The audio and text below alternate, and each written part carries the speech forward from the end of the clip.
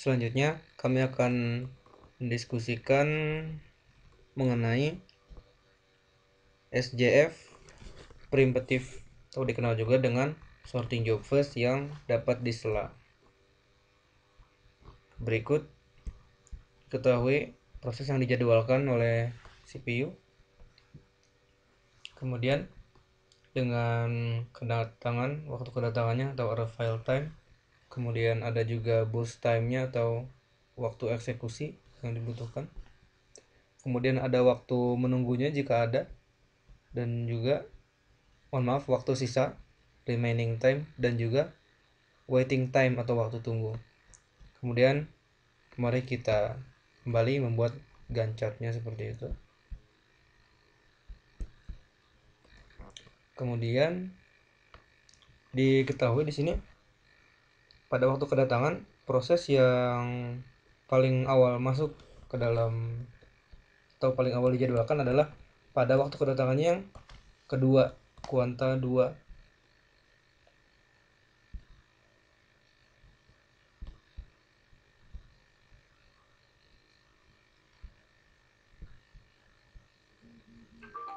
Lihat adalah kuanta 2.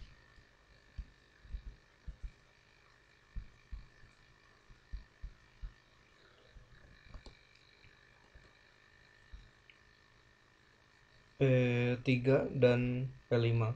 Kemudian karena ini adalah dieksekusi pada waktu kedua, sehingga pada saat 0 sampai dengan pertama kali dijadwalkan yaitu 2 itu milik P3 atau P5 di antara ini sampai 2,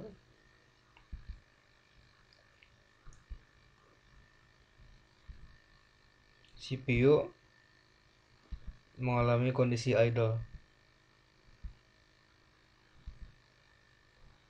Kemudian pada saat kedatangan 2 terdapat dua buah proses dijadwalkan secara bersamaan pada waktu yang sama.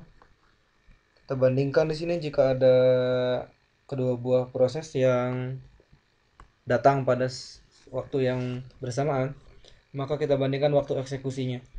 Kita bandingkan, terlihat di sini bahwasanya waktu eksekusi yang dibutuhkan oleh proses P3 adalah 7, kemudian waktu eksekusi yang dibutuhkan oleh proses P5 adalah 8, sehingga kita mendahulukan yang P3 karena waktu eksekusinya lebih sedikit. Kita jalankan P3.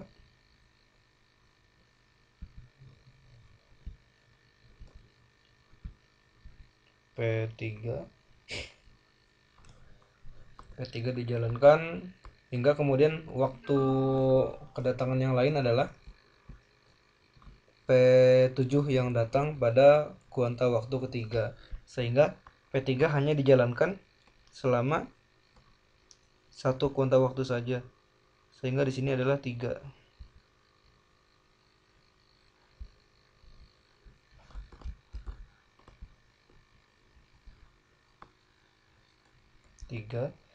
Kemudian karena tadi P3 telah dijalankan,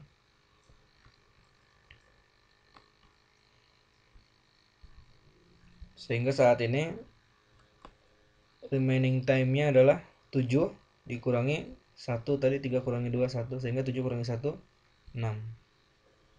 Di sini masih ada 6 kuanta waktu lagi yang dibutuhkan untuk selesai mengeksekusi proses P3. Kemudian telah disela oleh proses P7 yang masuk pada kuanta waktu ketiga. Kemudian kita bandingkan kembali antara proses P3 kemudian P5 dan juga P7. Kita bandingkan waktu yang terkecil, waktu eksekusi terkecil, shortest job first di antara ketiga buah proses ini. Kita lihat P3 dengan waktu eksekusi 6, kemudian P5 dengan 8, P7 dengan 5, sehingga di antara P3, P5 dan P7 ini yang paling terkecil adalah P7. Dengan demikian kita jalankan P7. P7 akan dijadwalkan oleh CPU dan dieksekusi. P7 seperti ini. Kemudian P7 pun ternyata di sini telah kembali disela oleh dua buah proses lain yang datang pada kuanta waktu keempat, yaitu adalah proses P4 dan P6.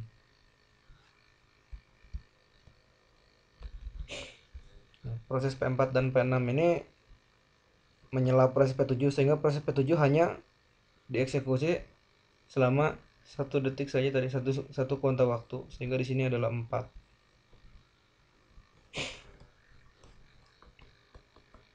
Kemudian karena dijalankan selama 1, sehingga proses P7 memiliki sisa untuk komplit atau selesai dieksekusi 4 kuanta waktu lagi, membutuhkan 4 kuanta waktu. Kemudian kita lihat telah datang proses P4 dan P6. Kemudian kita bandingkan antara kelima buah proses yang ada, yaitu P3, kemudian P4, P5, P6 dan P7. Bahwasanya di sini terdapat proses P6 dengan waktu eksekusi yang dibutuhkan adalah 2 kuanta waktu, ya ini adalah harga terendah, sehingga proses P6 dijadwalkan.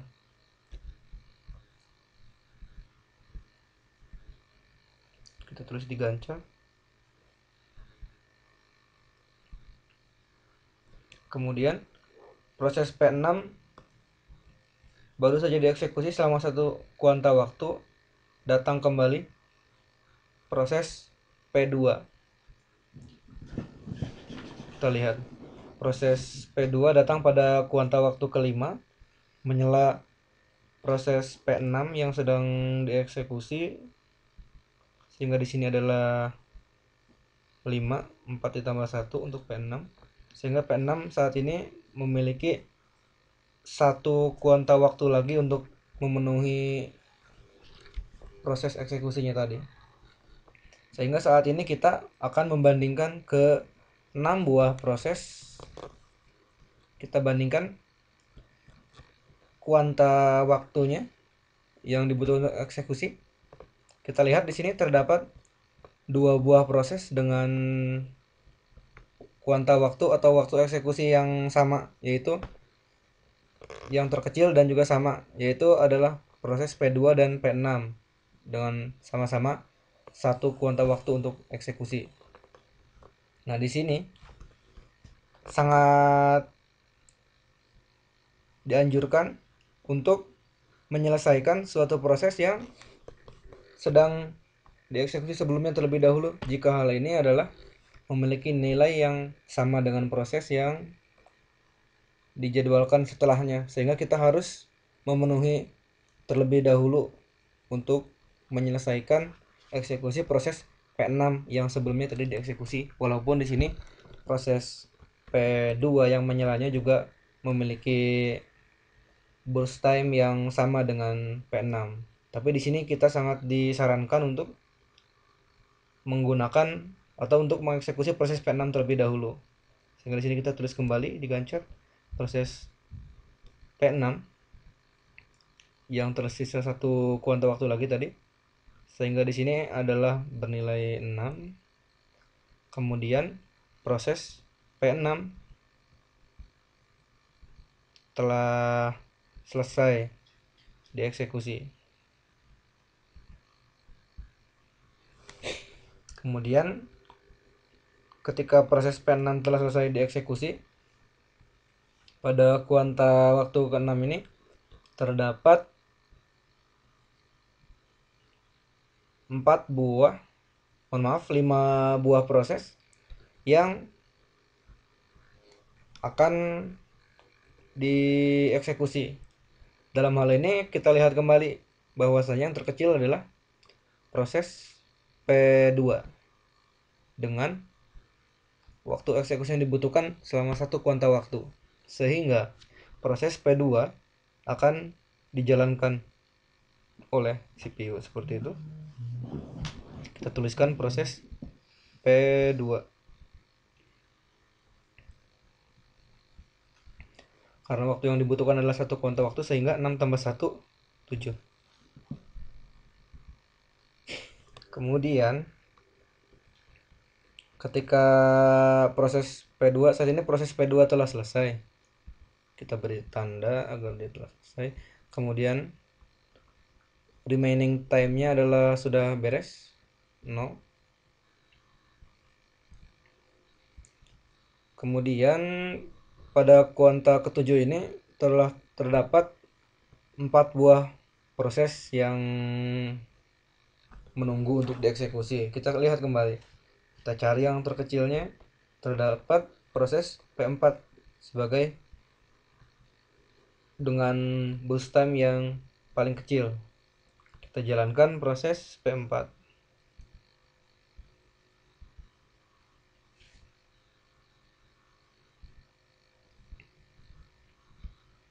Kita lihat kembali, baru saja proses P4 dieksekusi, kemudian datang lagi proses P1 pada kuanta ke-8 ini. Sehingga di sini 7 tambah 1 8, kemudian datang proses P1, sehingga yang tadi proses P4 semula memiliki boost time 3 telah dijalankan selama 1 kuanta waktu, sehingga 3 kurangi 1 tersisa 2 kuanta waktu untuk memenuhi eksekusi proses P4 secara keseluruhan. Kemudian datang proses P1 pada kuanta ke-8. Kita bandingkan kembali proses yang ada ini, yaitu proses P1, P3, P4, P5 dan juga P7. Kita lihat bahwa yang terkecil di antara keseluruhan proses ini adalah proses P1 yang baru saja masuk, sehingga proses P1 akan dieksekusi. Kita eksekusi, teruskan di gancarnya kembali proses P1 dengan membutuhkan 1 kuanta waktu saja, sehingga 8 tambah 1 menjadi 9, sehingga proses P1 memiliki remaining time 0 dan proses P1 telah selesai dieksekusi. Dengan demikian tersisa 4 buah proses. Kita lihat proses P3, P4, P5 dan juga P7. Kita cari proses yang tersisa ini yang memiliki boost time yang terkecil. Dalam hal ini, saat ini yang memiliki boost time terkecil adalah proses P4. Kita lihat bahwa proses P4 memiliki boost time tersisa 2, sehingga kita eksekusi proses P4 selama 2 kuanta waktu. Proses P4 dengan 2 kuanta waktu, sehingga 9 ditambah 2 11 saat ini. Kemudian proses P4 telah selesai dijalankan dan memiliki remaining time 0. Kita tandai telah selesai. Kemudian saat ini tersisa 3 buah proses lagi, yaitu P3, P5 dan juga P7. Kita lihat kembali, P3 dengan 6, P5 dengan 8 kuanta waktu dan juga P7 dengan 4 kuanta waktu. Di sini di antara P3, P5 dan juga P7 yang memiliki boost time terkecil adalah proses P7 dengan 4 kuanta waktu, sehingga CPU akan menjalankan proses P7.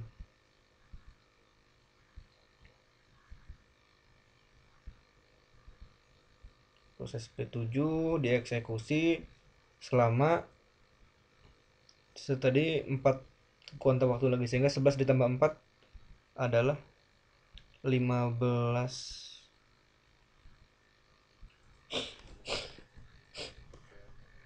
Kemudian proses P7 telah selesai dieksekusi, kita tandai kembali.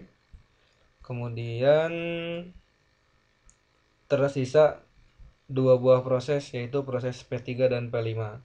Kita lihat kembali proses P3 dengan 6, proses P5 dengan 8 kuanta waktu, sehingga di antara proses P3 dan P5 yang akan dieksekusi terlebih dahulu adalah proses P3.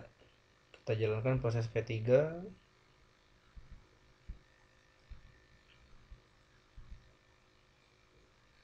Proses P3 dijalankan selama 6 kuanta waktu, sehingga 15 ditambah 6 21. Kemudian karena telah selesai akan memiliki remaining time 0. Kemudian P3 telah selesai, kita tandai kembali, sehingga yang terakhir adalah proses P5. P5 pun akan dieksekusi. P5 dan P5 dieksekusi selama 8 kuanta waktu, sehingga 21 ditambah 8 menjadi 29 kuanta waktu. Dengan demikian proses P5 telah selesai dieksekusi pula, sehingga remaining time-nya adalah 0. Dengan demikian proses P5 pun telah selesai dieksekusi. Nah, saat ini mari kita perhatikan untuk keseluruhan boost time yang dibutuhkan. Apakah boost time yang dibutuhkan sesuai antara yang di sini dengan yang digancar.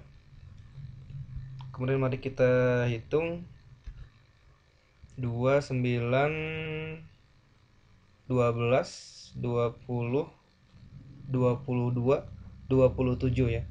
Kita lihat di sini mendapatkan bahwa sigma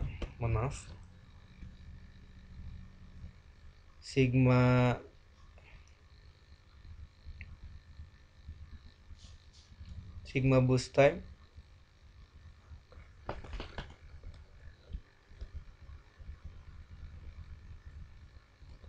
sama dengan 27 ya. Kemudian kita hitung pula yang ada di gancar. Kemudian karena ini tidak terpakai, maka kembali statusnya setelah kuanta ke 29 ini CPU akan idle. Seperti itu. Sehingga kita simak kembali bahwa di sini digancar eksekusi proses dimulai sesungguhnya pada kuanta kedua, kemudian diakhiri pada kuanta ke 29, sehingga digancar pun akan memiliki total eksekusi terbesarnya, yaitu berakhir pada kuanta ke 29, kemudian dimulai pada kuanta kedua, sehingga nilainya adalah 29 dikurangi 2, yaitu akan sama dengan 27.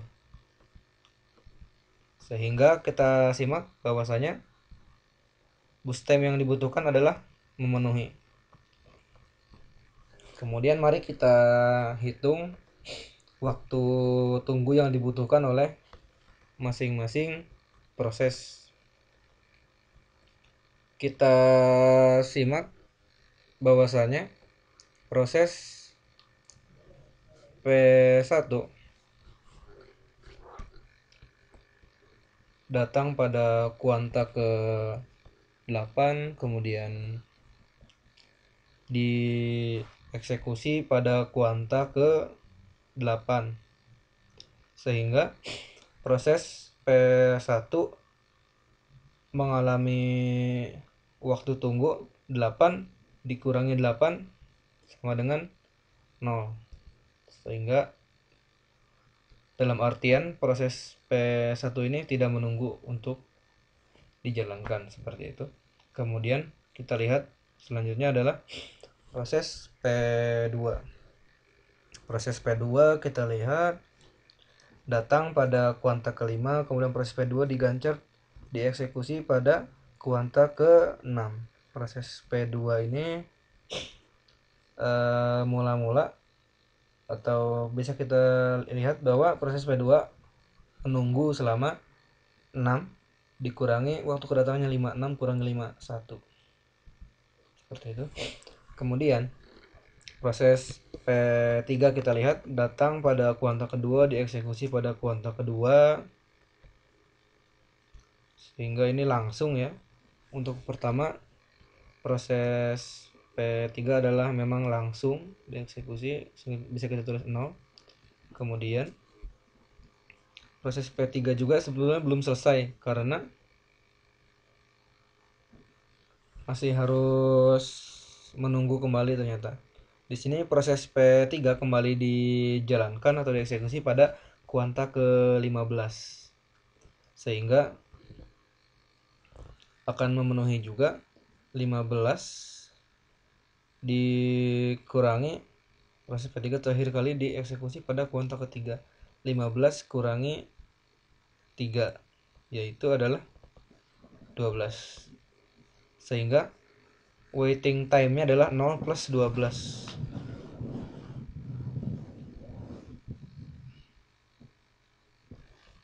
Sehingga waiting time untuk proses P3 sama dengan 12.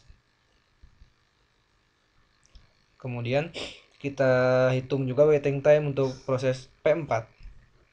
Proses P4 datang pada kuanta keempat, dijalankan pada kuanta ke-7 ya.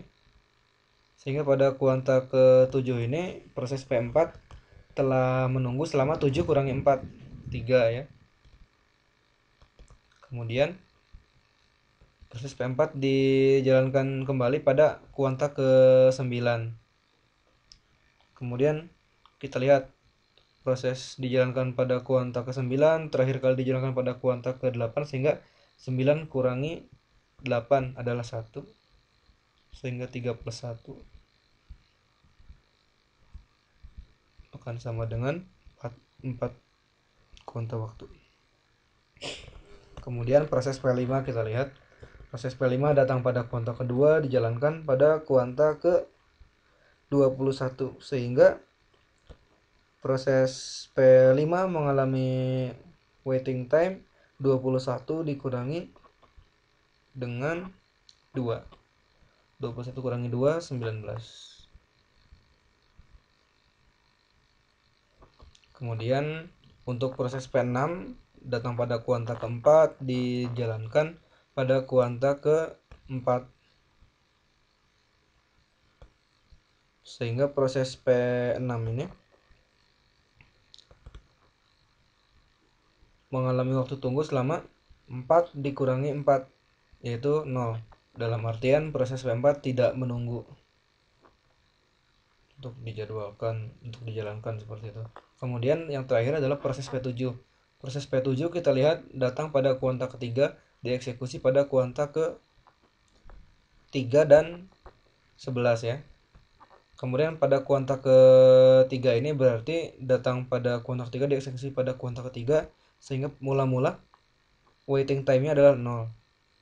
Kemudian dieksekusi kembali proses P7 ini pada kuanta ke-11, sehingga kuanta 11 dikurangi dengan 4 waktu terakhir dia dieksekusi. 11 kurangi 4 memenuhi 11 kurangi 4, 7 ya. Sehingga 0 plus 7 sama dengan 7. Demikian simulasi untuk sorting job first preemptive pada kesempatan ini. Sekian dari kami.